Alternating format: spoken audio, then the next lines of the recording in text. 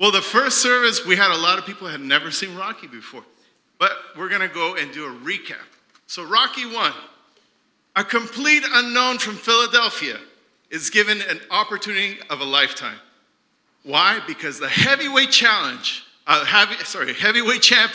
Apollo Creed, any fans of Apollo Creed here? He has decided that he wants to give somebody an opportunity. And so he picks this guy, the Italian Stallion from Philadelphia. And it's not Sylvester Stallone, it's Rocky Balboa. And so Rocky is a southpaw. He's a lefty. Any lefties here? Yes? All right. And so he gives this guy an opportunity, and everybody didn't think Rocky had a chance.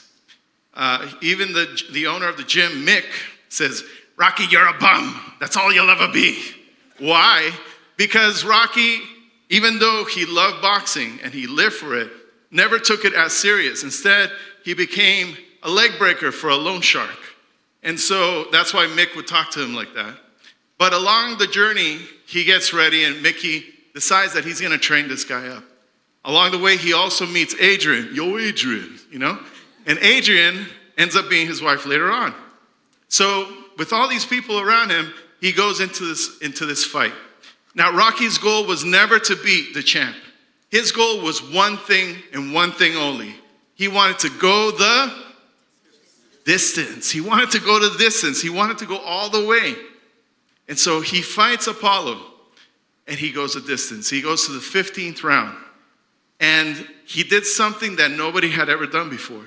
He knocked down Apollo Creed. He knocked down the world champion. And that shocked everybody. Throughout the whole match, Rocky wins over the fans. Throughout the whole match, everybody's taking him serious now. He's not just some chump. No. Inside of him, he had an unfulfilled dream that he was finally living out, and he was doing. And his goal was just to finish the good fight. So Rocky won. He ends up losing by split decision. The judges picked Apollo, and that's it. And Apollo had told Rocky, you know what? No rematches. And he was like, all right, I'm good with that. No rematches. It's fine. So then what happens? Part 2 comes around, and Apollo wants a rematch. So Rocky's like, okay, we'll do the rematch. Apollo, why'd you say that? He came, and Rocky just beat him and won the title, took the title away from Apollo Creed. Apollo respected, though, Rocky as a person, as a fighter. He earned that respect from him. Rocky 2 is all about that. Then, eventually, Rocky becomes very successful. 5 years later, Rocky's living the good life. He has a big house. He's a celebrity. He's boxing Hulk Hogan. If you're an 80s kid, Hulk Hogan, right? Our hero. And so basically, he's a celebrity, and along the way, he's defending the title. But there was somebody who was really hungry to beat Rocky, and that was Clubber Lang, which is also Mr. T, I pitied fool, right? So Mr. T, Clubber Lang, he is out to destroy Rocky, and he does. He destroys him. And not only that, but during that movie, we also lose Mick, his coach, Mickey. And so what ends up happening? Rocky's a little sad. You see, this whole journey so far, it's been like this: lows, highs, and now we're here, another low. But guess what? He gets another shot. He gets a rematch to get his title back. And he wins. He beats Clubber Lang, right? Then after Clubber Lang, and who was in his corner to help him? Apollo Creed. His former rival became his best friend and helped him win against Clubber Lang. So what happens in Rocky 4? You have Apollo Creed, who says, you know what? I think I still have one more fight in me. And so he decides to fight Ivan Drago. He's a Russian giant.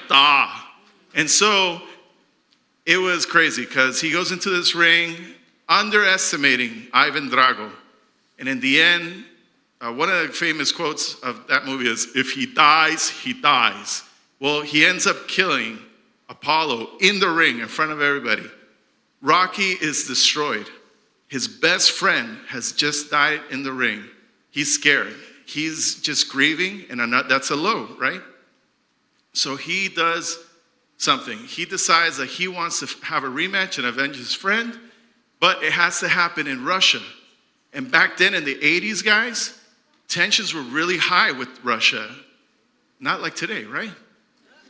So basically, he goes to Russia, and he can only take a few people with him. So he takes Duke, and he takes Paulie, I believe. And so he goes to Russia, and he's fighting Drago, who is like this mean, lean, killing machine. And in the process, he wins over the Russians. The people there are like, wow, this Rocky guy, he has so much heart. So in the end, he does win, but it didn't come at a cost. It came at a cost, a big cost. It left him with some brain damage. That's a low. He comes back home, finds out that his brother-in-law, Paulie, had given power of attorney to some accountant who was a scammer. He lost all his riches, gone. That's a very, very deep blow. Rocky can no longer fight. He can no longer, he's not living a good life, so they go back to the old neighborhood in Philadelphia. And this is part 5 now. In part 5, basically you have Rocky in the old neighborhood, and he's trying to adapt parenting. He starts giving more attention to a kid because he feels like he wants to be a mentor and help others. So he starts to help out a guy named Tommy Gunn. And in that relationship, he's also neglecting his personal kid, his son, and basically starts putting all his attention in that. But in the end, it was bad because Tommy Gunn eventually becomes a champion, and he feels like everybody is comparing him to Rocky, so he wants to show everybody that he's better than Rocky. And the movie ends with a street fight in Philadelphia between Tommy Gunn and Rocky. And of course, your boy, Rocky, whoops him, and he whoops his promoter, the Don King lookalike, and that's it. That was the end of all the Rocky movies. Some fans were so disappointed. How can our champion, who went from here to here to here to here, end up in a street match with some guy? Well, 16 years later, we are blessed with Balboa. And that's the movie that we're focusing on today now. 16 years have passed, and at this point, Rocky is about 60 years old. And at this point, he's lost his wife, Adrian, to cancer.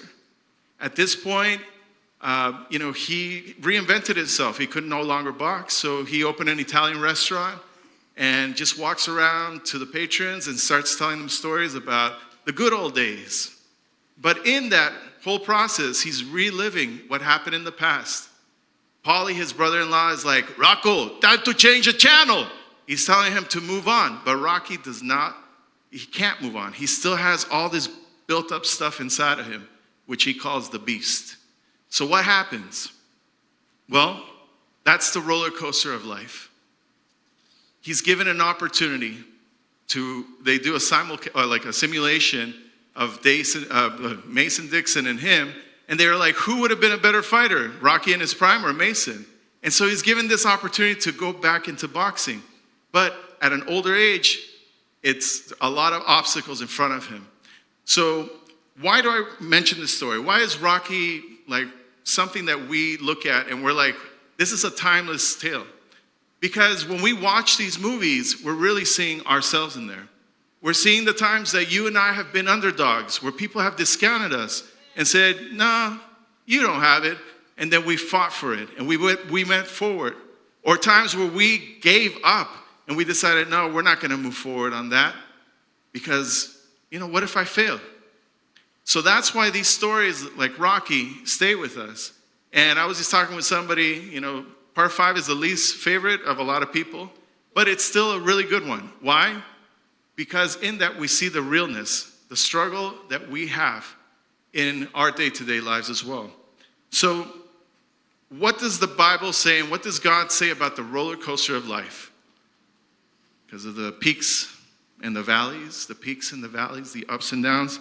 It says, I have told you these things so that in me you may have peace. In this world you will have trouble. Trouble. You will have challenges. But take heart. I have overcome the world. Jesus has overcome the world. Jesus has overcome death. Jesus has overcome all the challenges, and anything that you've gone through, Jesus can relate because he went through it as well. But guess what? He did not stay there. He died, he resurrected, came back to life to reconnect us with God the Father. And so he is saying to you, there will be trouble, but take heart, have hope. And in fact, there's another story that I think about. When I think about Rocky, I think of another guy who was a fighter as well. His name was Joshua.